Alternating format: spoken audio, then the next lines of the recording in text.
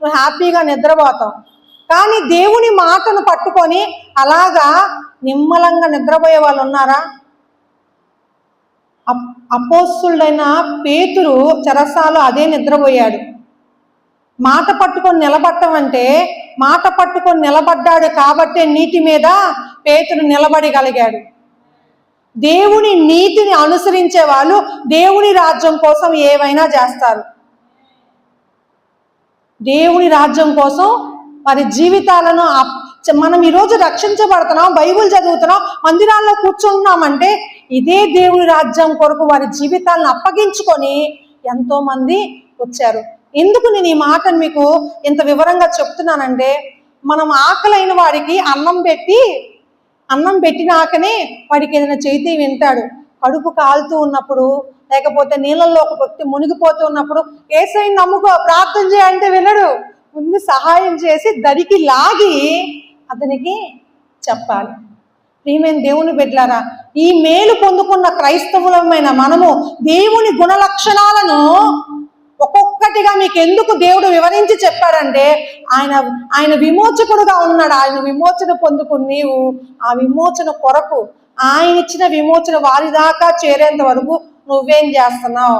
ఆయన మంచితనం పొందుకున్న నీవు ఇతరుల పట్ల ఆయన నీతిని పొందుకొని నడుచుకోవాలి కదా. మరి నీలో నుంచి యేసు ప్రభు నీలో ఉంటే నీలో నుంచి నీతి కార్యాలు, మంచి కార్యాలు, దేవుని యొక్క గుణ లక్షణాలు బయటికి రావాలి.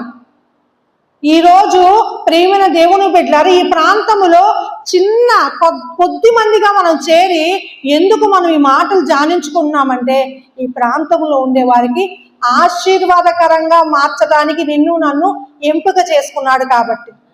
హల్లెలూయా. మనకి క్లారిటీ ఉండాలి. లేకపోతే ఎందుకు ఆరాధనకు వస్తున్నాం, ఎందుకు దేవుడు ఈ ఉద్దేశాల ప్రకారం మాట్లాడుతున్నాడు, ఎందుకు మనల్ని ఈ దిశగా నడిపిస్తున్నాడనే ఒక అవగాహన మనకు ఉంటేనే ఈ రాజ్యం మనలో పనిచేస్తుంది. గుర్తుపెట్టుకొని ప్రియమైన దేవుని బిడ్డలారా, నాకు ఈ 3 రోజుల్లో అవకాశం దొరికినప్పుడు నేను మాట్లాడతాను.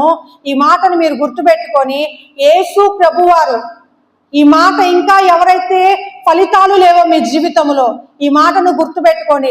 యేసు ప్రభు వారిని విశ్వసించినప్పుడు మనం ఏమి పొందుకున్నామంటే, నాశనము లేని జీవాన్ని పొందుకున్నాం.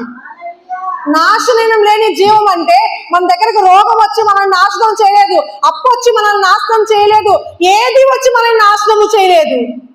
నీకు నువ్వు అనుమతించి నిలబడితే తప్పితే, నీకు నువ్వు దేవుని వాక్యము నా పక్షాన జరుగుతుందని నువ్వు నమ్మితే జరుగుతుంది.